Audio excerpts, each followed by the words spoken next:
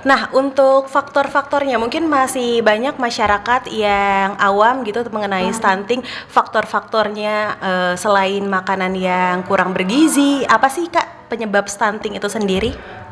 Kalau kita bicara stunting ini kan sebenarnya definisi dulu yang pertama. Iya. Kondisi stunting ini adalah satu kondisi kekurangan gizi, gagal pertumbuhan dan gagal perkembangan yang terjadi pada anak di masa periode usianya 1000 hari pertama kehidupan. Nah, faktor apa saja yang menjadi penyebab terjadinya stunting? Oke. Pertama tentunya asupan gizi. Kemudian lingkungan. Faktor lingkungan ini juga sebenarnya menjadi salah satu faktor yang sangat penting begitu. Tapi kadang-kadang suka juga dilupakan gitu ya. Betul. Ada keluarga yang rumahnya masih punya jamban yang tidak sehat. Oke. Sanitasinya tidak baik. Sumber air minum bersih tidak ada. Nah, ini menjadi faktor yang sangat krusial. Tidak hanya asupan gizinya saja, tetapi juga perlu kita lihat penyakit bawaan dari ibu hamil gitu. Oke. Kemudian kondisi sekitar, yaitu utamanya lingkungan. Oke. Pengetahuan juga. Pengetahuan Iya, juga pengetahuan karena juga. banyak yang meremehkan jatuhnya ya Kak Ya. ya. Kayak misalnya memang kenapa sih anaknya kok kecil, karena memang orang tuanya Keturunan mungkin gitu ya. keturunan gitu, padahal kan sebenarnya kalau misalnya bisa diantisipasi, bisa mengenali ciri-cirinya gitu kan, bisa mewaspadai juga terjadinya stunting. Nah, ngomongin mengenai ciri-cirinya, ada nggak sih Kak ciri-ciri yang signifikan ataupun bahkan tidak signifikan yang terjadi pada seseorang yang terkena stunting? Pada anak dengan kondisi stunting, Iya, betul. ciri-ciri pertama itu pendek. Postur tubuhnya pasti lebih pendek dibandingkan anak yang seusianya. Tapi bukan berarti semua anak yang postur tubuhnya pendek itu stunting gitu ya, enggak seperti itu. Itu adalah faktor pertama dulu, pendek. Dan perlu dicermati ketika dia mendapatkan infeksi berulang, sering sakit-sakitan, kemudian juga kognitifnya rendah, kecerdasan otaknya rendah. Oke. Nah, itu ciri-ciri anak dengan kondisi stunting. Stunting. Untuk orang tua sendiri, dasar-dasar yang harus diperhatikan Kak, karena kan banyak yang meremehkan gitu ya. Oh, kasih aja makanan terus, padahal kan tidak seperti itu. Ada nggak sih Kak kondisi-kondisi yang seharusnya diperhatikan sama orang tua untuk mencegah dan juga tentunya mengantisipasi terjadinya stunting pada anak? Iya, ini menjadi concern BKKBN bersama-sama dengan pemerintah daerah, mitra kerja gitu. Utamanya adalah memberikan pengetahuan atau edukasi kepada ibu-ibu.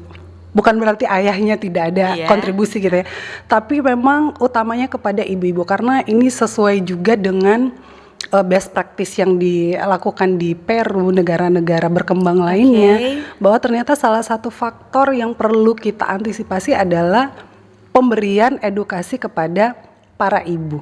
Bahkan jauh sebelum menjadi seorang ibu. Oke. Makanya BKKBN juga punya program untuk calon pengantin. Oh oke. Jadi memang dari BKKBN sendiri banyak mengantisipasi gitu ya dengan program-program yang ada. Nah, beberapa program dari BKKBN apa saja sih Kak? Kami punya program yang pertama, konseling catin. Karena sasaran kami memang ke pencegahan ya. Sehingga sebelum terjadinya kondisi yang stunting, kondisi yang tidak kita inginkan, maka langkah-langkah strategis yang dilakukan salah satunya adalah pencegahan. Oke. Sasarannya pertama calon pengantin, ibu hamil, keluarga yang punya bayi 2 tahun dan keluarga yang punya balita. Oke. Itu yang menjadi sasarannya BKKBN. Sehingga pemberian edukasi bukan hanya terkait pengasuhan, terkait pemenuhan gizi yang seimbang, terkait gimana calon bapak dan calon ibu itu mesti dalam kondisi yang status kesehatannya harus sehat gitu ya. Sehingga ketika sang ibu mau menikah, calon pengantinnya menikah, ya kondisi status kesehatannya dia sudah siap. Sudah siap untuk hamil, sudah siap untuk calon pengantin prianya sudah siap membuahi, dan calon pengantin wanitanya sudah siap dibuahi gitu. Karena ke depan kan yang berpikirnya bagaimana siap hamilnya gitu kan. Jadi itu program yang pertama. Kemudian Kami juga saat ini sementara concern dengan bagaimana menggerakkan masyarakat, menggerakkan mitra kerja dalam satu gerakan yang namanya Gerakan Orang Tua Asuh Cegah Stunting. Yang terlibat di dalamnya pemerintah, swasta, komunitas masyarakat, perguruan tinggi, dan media, gitu ya. Jadi perlu kolaborasi, perlu gotong royong untuk bersama-sama. Nah, program Genting ini menjadi salah satu wadah untuk menyalurkan kontribusi dari mitra-mitra kerja potensial tersebut. Genting ini sendiri adalah gerakan gotong royong. Saya pikir ini bukan gerakan pertama gitu ya. Ada banyak sekali gerakan gotong royong yang digagas oleh pemerintah ataupun digagas oleh swasta yang dimana mau mengajak seluruh elemen masyarakat untuk dapat menyalurkan kontribusinya dalam bentuk bantuan gitu ya. Karena kita tahu tugas kita bersama bukan hanya tugas pemerintah untuk meningkatkan kualitas keluarga. Kita menuju generasi emas 2045. Sehingga gerakan ini hadir digagas oleh BKKBN untuk menggait mitra kerja yang lain untuk sama-sama berkolaborasi bagaimana kita mengentaskan kemiskinan, bagaimana kita mengentaskan stunting demi generasi emas ke depan gitu.